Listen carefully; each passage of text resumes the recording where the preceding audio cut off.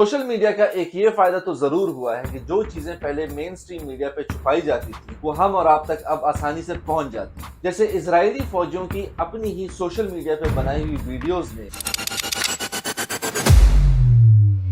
उनके prime minister Benjamin Netanyahu के इस बयान की धज्जियां उड़ा दी। מי שמעז להאשים את חיילינו בפשעי מלחמה הם אנושים חדורי צביעות ושקר. צה"ל הוא הצבא המוסרי ביותר בעולם. ये साहब फरमा रहे थे कि इजरायली फौज जंगी कवानीन को फॉलो करती और इस दुनिया की सबसे मॉरल फौज है, और इनका ये बयान तब आया जब इजराइल पूरी तरह गजा पे हमला आवर हो चुका। तो आए नेतन्याहू के इस क्लेम को फैक्ट्स की रोशनी में काउंटर करते हैं। पहला ये कि इजरायली फौजियों की खुद की बनाई हुई ऐसी वीडियोस सामने आई हैं जिनमें वो फलस्तीनियों के घरों और दुकानों में घुस के तोड़ फोड़ और लूट मार करते हुए नजर आते हैं। तकलीफ ज्यादा तब होती है जब ये जालिम इजरायली फौजी फलस्तीनियों के महदूद खाने पीने की अशिया को जलाते और जाया करते हुए दिखाई देते हैं, जबकि गजा में खाने की चीजें मैसर ना होने की वजह से बच्चे भूख से मर रहे हैं। दूसरा पॉइंट ये कि इंडिपेंडेंट रिपोर्ट्स के मुताबिक इस मॉरल फौज ने 7 अक्टूबर से लेकर अब तक $2.5 करोड़ कैश की सूरत में फलस्तीनियों के घरों और बैंकों से चुरा लिया। इस रिपोर्ट में दिल दहलाने वाली खबर यह है कि जिन फलस्तीनियों की डेड बॉडीज इनके हाथ लगी उनमें से एसेंशियल ऑर्गन्स आगे बेचने के लिए उन्होंने निकाल ली।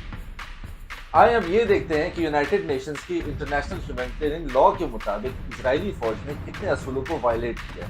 जिनीवा कन्वेंशन 1949 के आर्टिकल 8.2b1 से लेकर 3 तक का खुलासा ये है कि किसी भी जंग के दौरान आम शहरियों को और उनकी किसी भी प्रॉपर्टी को निशाना बनाना या जंगी हालात से मुतासर लोगों के लिए इमदादी कार्रवाइयाँ करने वालों को और उनके इमदादी सामान को या इमदादी माल बर्दार गाड़ियों पर हमला करना इंटरनेशनल लॉ के मुताबिक काबिल सजा जुर्म है। इसी आर्टिकल 8 के पॉइंट 2b3 से लेकर 26 तक में लिखा है कि न सिर्फ residential areas, hospitals, schools, museums या हिस्टोरिकल साइट्स को बमबारी का निशाना बनाकर मस्मार करना इंटरनेशनल लॉ से रूगर्दानी करना है, बल्कि किसी इलाके में लोगों से लूट मार, उनकी इज्जत व वक़ार के साथ खेलना और जानबूझकर बुनियादी ज़रूरियात ज़िंदगी जैसे खुराक व अद्वियात को अवाम उन्नास की पहुंच से दूर रखकर भुखमरी की हालत पैदा करना इंटरनेशनल ह्यूमैनिटेरियन लॉ की धज्जियां बिखेरने के मुतरादिफ है।